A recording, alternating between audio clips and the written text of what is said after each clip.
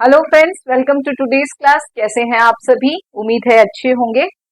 तो कैसी लग रही है आपको मेरी क्लासेस? कृपया करके बताएं, कमेंट करें। और आज हम शुरू करते हैं नया टॉपिक, एम्ब्रियोलॉजी। तो friends, what is embryology? Embryology क्या होती है? Formation and development of embryo is called as embryology.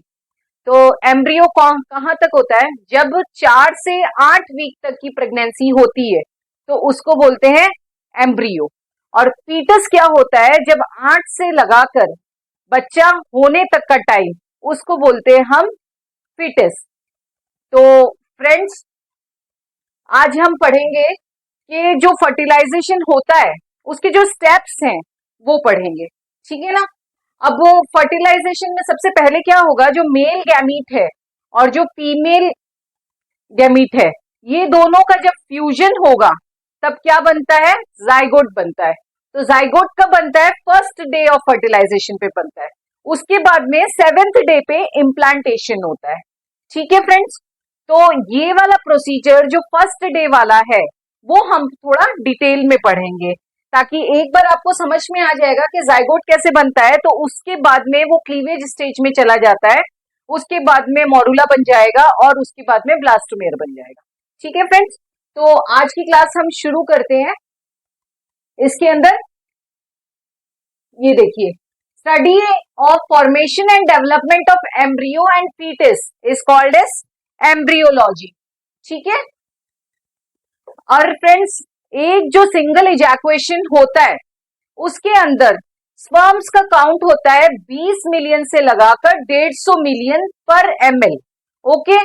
और जब वो फैलोपियन ट्यूब में जाता है तब उसमें कितने रह जाते हैं? 500 से 1000 तक रह जाते हैं। लेकिन जब तक वो ओवा के पास में पहुंचता है तब उसके अंदर 200 से 500 तक ही स्पर्म्स रहते हैं। और सिर्फ एक जो है स्पर्म, वो फर्टिलाइज करता है ओवा को।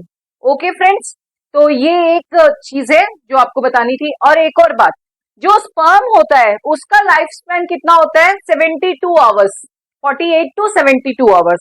और जो ओवा का जो लाइफ स्पैन होता है वो कितना होता है? 12 से 24 घंटे तक। यानी ओवा तो 24 घंटे ही जिंदा रहेगा, उसके बाद में वो अपने आप डिस्ट्रॉय हो जाएगा।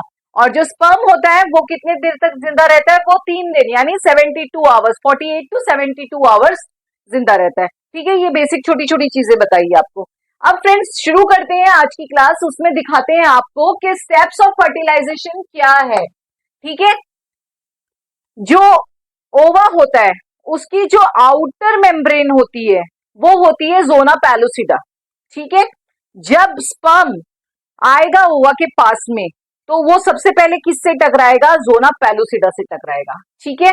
अब उसको टकराएगा तब वहां पे कौन कौन सी रिएक्शंस होगी और उसके बाद में वो अंदर जाके किस तरह से वो फर्टिलाइज होगा, फ्यूजन होगा और लास्ट में जाइगोट बनेगा। कैसे उसके अंदर 2x 23 क्रोमोसोम और 23 क्रोमोसोम बन के 2 सेल रिएक्शन होगी, वो सब मैं आपको बताती हूँ। ठीक है। जोना पैलुसिडा, a membrane to prevent implantation and polyspermy। जोना पैलुसिडा जो आउटर लेयर है, ये क्या काम करेगी? ये करेगी पॉलीस्पर्मी, यानी कि एक से ज्यादा स्पर्म्स को अंदर जाने से रोकेगी। और क्या करेगी? इम्प्लांटेशन को प्रिवेंट करेगी। ठीक है फ्रेंड्स, एक और बात, इम्प्लांटेशन कहाँ होता है? इम्प्लांटेशन यूट्रस में होता है। और फर्टिलाइजेशन कहाँ हो रहा है? फर्टिलाइजेशन हो रहा है ampulla part of fallopian tube. Okay. तो ये जो जोना पैलुसिडा होती है, ये क्या होती है?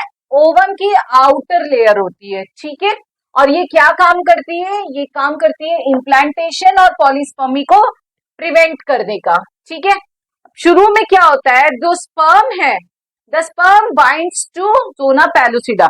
ये जो ओवा है इसके चारों तरफ जो जोना पैलुसिडा है, तो स्पर्म क्या करता है? स्पर्म बाइंड्स टू जोना पैलुसिडा, जोना पैलुसिडा के ऊपर आके बाइंड करने की कोशिश करता है।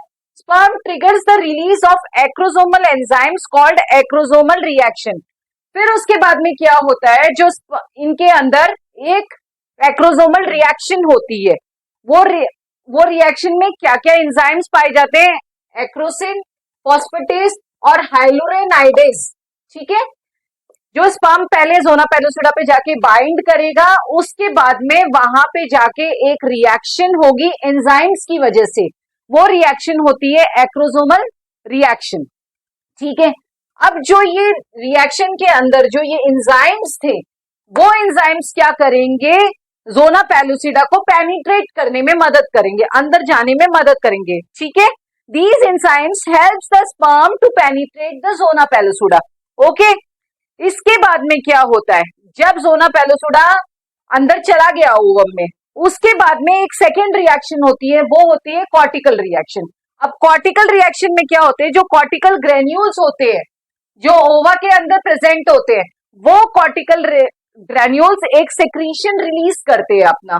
ठीक है, उसको हम क्या बोलते हैं, कॉर्टिकल रिएक्शन। ओके, अब क्या होता है कि जब कॉर्टिकल एंजाइम, कॉर्टिकल रिएक्शन की वजह से जो कॉर्टिकल एंजाइम रिलीज होते हैं, वो कहां जाते हैं, वो जोना पेलुसिडा तक चले जाते हैं। फिर क्या होता है, तो जोना की जो परमिएबिलिटी है वो क्या होती है, वो हार्ड हो जाती है।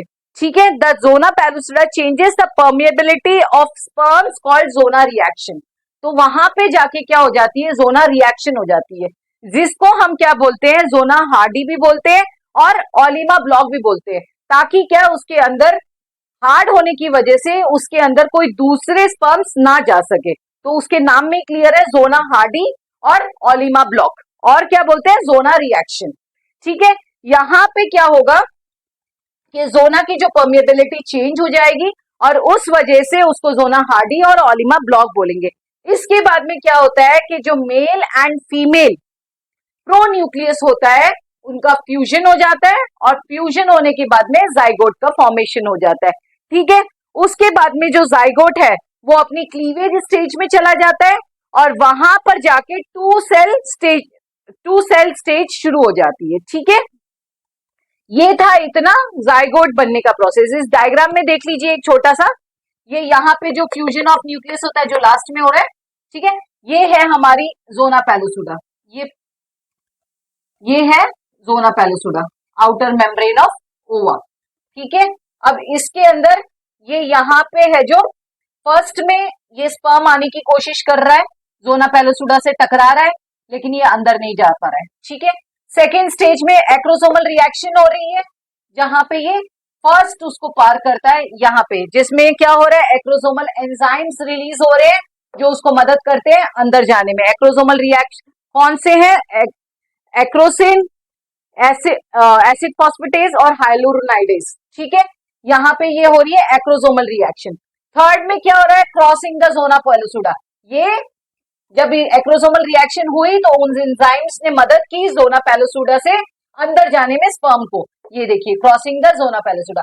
और उसके बाद में लास्ट में क्या हो रहा है, फ्यूजन ऑफ मेम्ब्रेन, यहां से मेम्ब्रेन पूरी तरह फ्यूज हो गई और वो जो स्पर्म है वो पेनिट्रेट कर गया ओवा के अंदर, और यहाँ पे जाके न्यूक्लियस का फ्यूजन हो जाता है, और फ्यूजन होने के बाद में मेल एंड फीमेल प्रोन्यूक्लियस बन जाएगा। उसके बाद में जाइगोट बनेगा, और जाइगोट अपनी क्लीवेज स्टेज में चला जाएगा, जहां पे जाने के बाद में टू सेल स्टेज डिवाइड हो जाएंगी। ठीक है फ्रेंड्स, अब टू सेल जब स्टेज डिवाइड होगी उसमें 3 स्टेप होंगे, 2 सेल बनेगा, 4 सेल बनेगा, 8 सेल बनेगा, उसके बाद में मोरुला बन जाएगा, उसके बाद में ब्लास्टोमेर बन जाएगा। ठीक है फ्रेंड्स, ये इतना ही इस क्लास के अंदर आपको समझ में आ गया होगा जोना पेलुसिडा क्या होता है, किस तरह से वो एक्रोसोमल रिएक्शन करता है, और किस तरह से एक्रोसोमल रिएक्शन की वजह से जो एंजाइम्स निकलते हैं, वो एंजाइम्स है जो स्पर्म है उसको अंदर पेनिट्रेट करने में मदद करता है। उसके बाद में जब सेकेंड रिएक्शन होती है, वो कौन सी रिएक्शन होती है, कॉर्टिकल रिएक्शन होती है, उसके अंदर जो सेक्रीशन रिलीज होता है उसकी वजह से, उनके एंजाइम्स की वजह से जो उसकी परमिएबिलिटी है वो चेंज हो जाती है, उससे वो हार्ड हो जाता है जोना पेलुसिडा, और जोना पेलुसिडा हार्ड होने के बाद में उसको हम बुलाते हैं जोना हार्डी और ओलिमा ब्लॉक, और फिर लास्ट में मेल एंड फीमेल प्रोन्यूक्लियस का फ्यूजन हो जाता है और जाइगोट का फॉर्मेशन हो जाता है। और आपको जो 2-3 छोटी छोटी बातें बताई थी कि कितने स्पर्म्स कितने होते हैं एक बार इजैकुएशन में, एक बार इजैकुएशन के अंदर कितने स्पर्म्स होते हैं, 20 से 150 ml पर 20 से 150 ml स्पर्म्स होते हैं एक बार के इजैकुएशन में, उसमें से 1000 तक फैलोपियन ट्यूब में जाते हैं, लेकिन जो ओवम के पास तक है वो 200 से 500 ही पहुंच पाते हैं, और लास्ट में सिर्फ एक सिंगल स्पर्म है जो ओवा के साथ में फर्टिलाइज होता है।